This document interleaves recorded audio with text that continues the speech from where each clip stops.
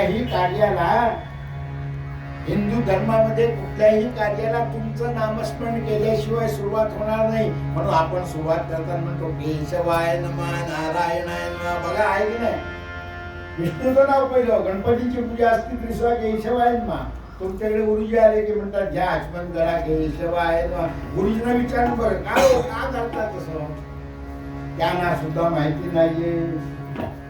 शेवट सुद्धा पूजेचा होताना वसत्ते विष्णवासा आग्नोमी तन्मे जुषस्वशिष्ट हव्यम वर्धन सुस्तुत योग विरोमे यूयम पात स्वस्ति सदा. हा विष्णू आहे, विष्णूचं ध्यान करायचं. आणि विष्णू कसा आहे, ओ आहे ओ.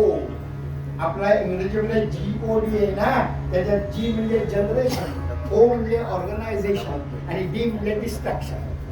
G म्हणजे जनरेशन, उत्पत्ती, निर्माण करणारा, उत्पत्ती करणारा ब्रह्मदेव. नंतर ऑर्गनायझेशन म्हणजे स्थितिस्थापकत्व, सेटलमेंट, स्थैर्य. ज्यांच्यामुळे स्थैर्य लाभतं तो विष्णू.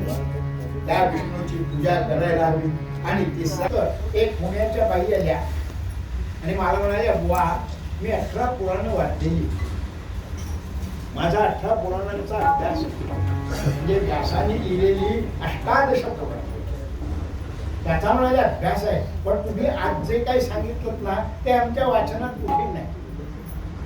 म्हणता हो बारीक सारीक कुठे ना कुठेतरी औषधात्मक अशा प्रकारची पुस्तकं मिळतात ते आम्ही वाचत असतो.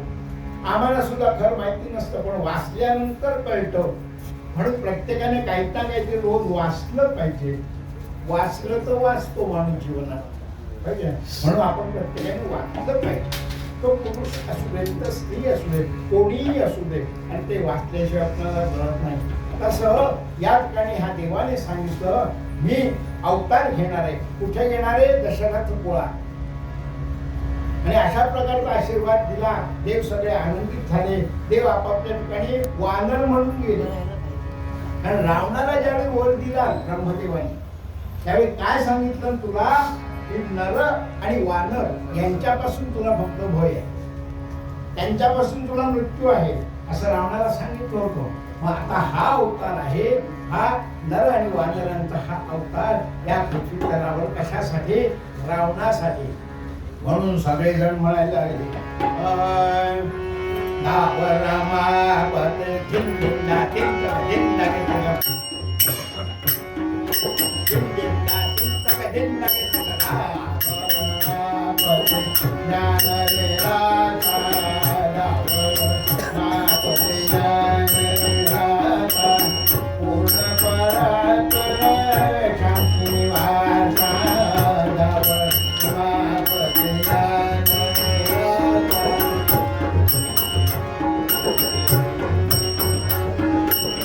राक्षस